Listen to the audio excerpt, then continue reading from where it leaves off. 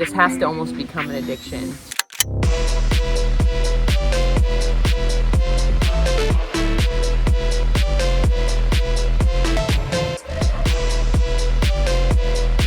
And so it definitely provides me a lot, especially when you get into those funks.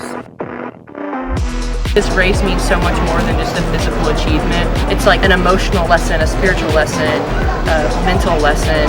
I get to do it with my sister, right?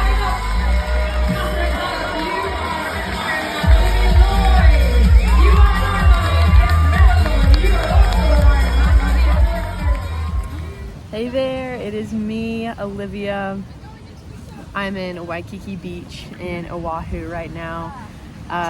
It is Friday after the race, so this morning I woke up and thought, man, I have not worked out in almost a week. What a weird feeling. But so grateful also for some good rest and relaxation with friends and family.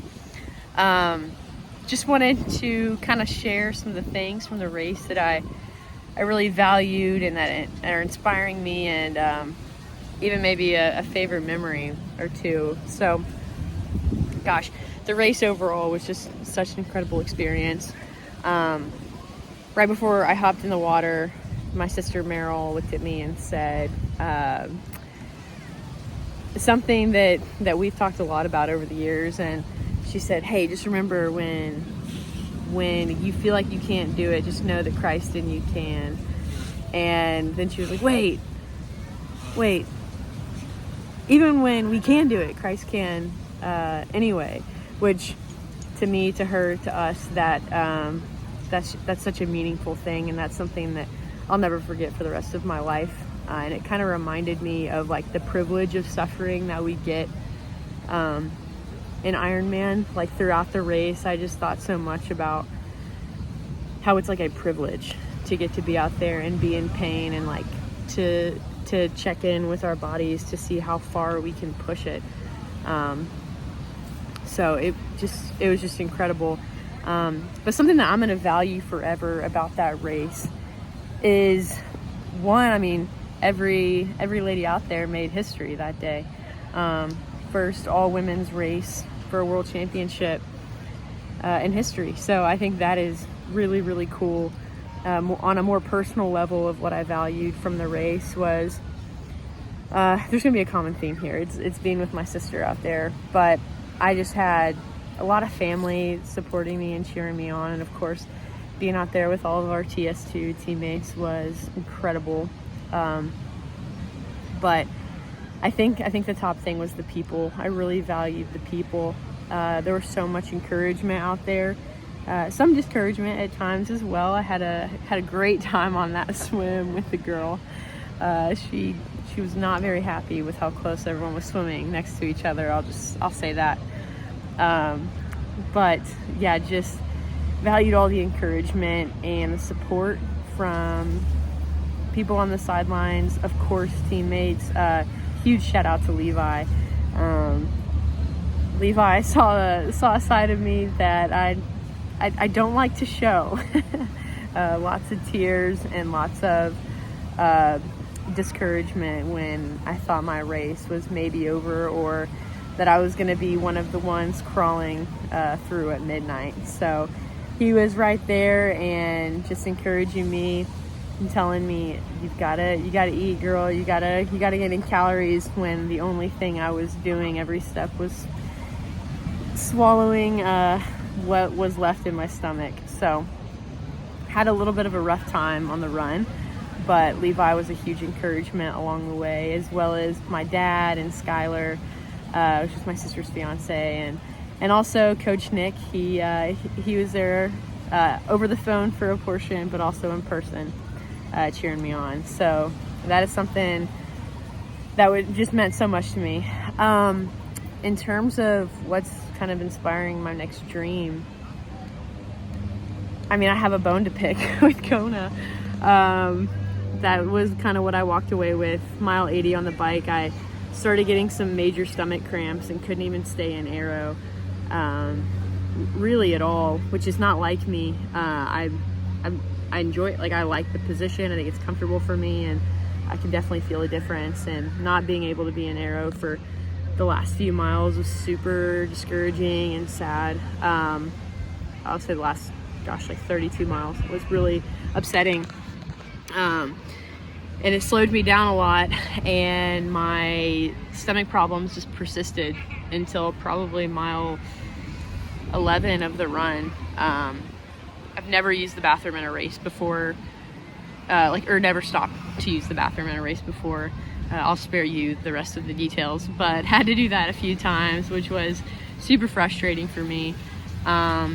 Slowed down way more than I wanted. I think I walked the first 2 miles, so I've got a big bone to pick with Kona, that's for sure. Nothing will ever compare to this experience. I don't even know if anything will ever top this experience at Kona, because I valued getting to be with my sister so much out on the course, but more on that in a minute. I have a bone to pick, so we'll be qualifying again one day, somehow, some way. Not sure how yet, but that's for off-season dreaming, which we're slowly easing back into it. So outside of that, I think the most memorable experience, I was actually running with Levi mile 22, and he was asking me, hey, how do you feel about crossing the finish line with Meryl? And I was like, I'm gonna be pissed because she needs to go get her PR. I knew she was set for like an hour PR or something insane. And I was like, I'm gonna be really, really mad at her if she waits for me, because she needs to go get that insane PR that she's getting today. In my mind, yeah, it was a dream to get to cross the world championship finish line with your sister, your best friend. And it was one of those things where it's like, of course I want to cross with her, but I want her to get her PR. So mile 22, Levi's running with me, and he's like, so how do you feel about this? I'm like, I'm gonna be so pissed. And he was like, okay, well, she's not doing well. She's just a mile or so ahead, and she's not looking great. So you might catch her if you speed up. And in my mind, I'm like, what happened? Like, I can't speed up anymore. But I think I even said that, I'm like, I can't go any faster than I am. But I was like, what happened? Like, that was the thought in my mind. And evidently Levi and Meryl made a little pact that she was not feeling great, but the reality was that she wanted to wait for me so that we could cross together, which was, gosh, the most selfless thing I think I've seen out on a competitive course. You don't wait for people on a Kona course. You're out there to do your best, and that was something that my sister said, I'm willing to put it to the side to make this experience, or to have this experience together. So it was really special. We got she waited a long time for me too, I can promise you that. She won't admit it, but I know she did. So yeah, the last 2.5 miles, we got to cruise in together. She was feeling great. I was not. I was donezo, done to the nth degree. Haley Benton would know that. We ran for a little bit together, and I was like, dude, this is awful. And she was saying the same thing. She's like, man, my stomach hurts. So we were having some problems together and bonding over that.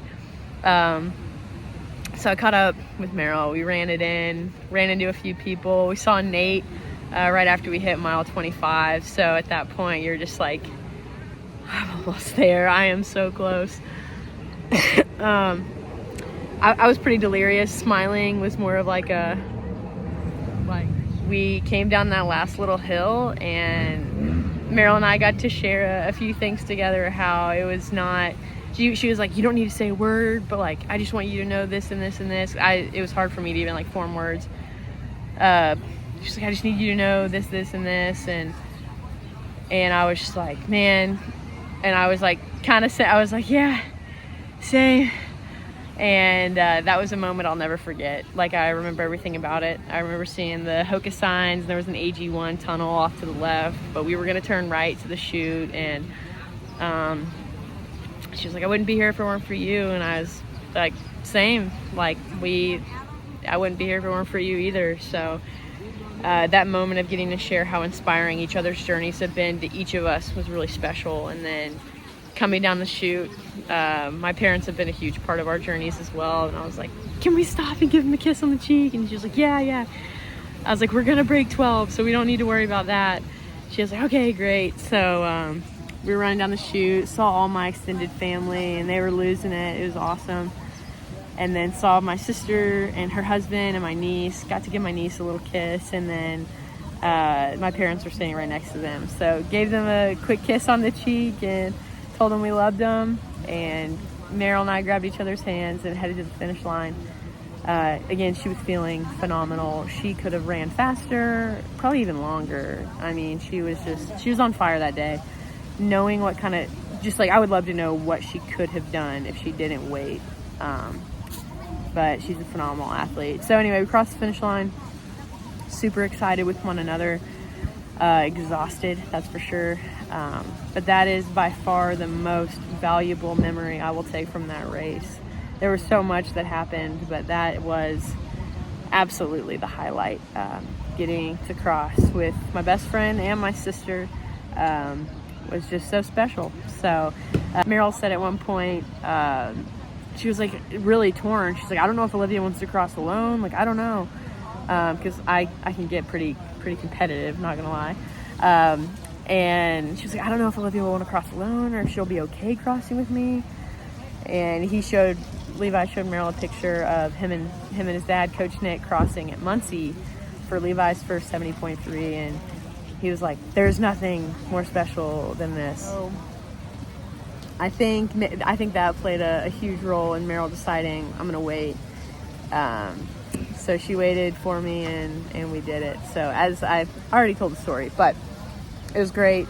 Can't believe it's over. Every day I've thought about it. Every day I've looked at a picture or done something. Can't wait to write my race report out for my coach and I won't say for my team, but I always, take something from a race report, and it's a privilege to get to read those. So I hope I can return the favor with mine when I get back and settled in. Just enjoying family and vacation right now, but looking forward to getting that written and some good reflection. So anyway, love my team, love my coach Chris, and just so grateful for this experience, and gosh, really for this life. It's a good life. So excited to get back to training. Already been texting Chris about what's next, and looking forward to dreaming for 2024. So don't know how much is going to be going on with this nasty hip injury I've got, but I know that there will be a lot of getting healthy and a lot of working on that run. So once I get healthy, of course, which I'm believing that it will happen before May, and I can start working on my run again in May.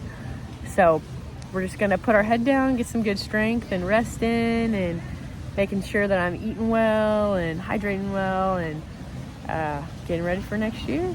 So I think that's all I got. Thanks for following along to all of our journeys, and hope to one day get to do this again.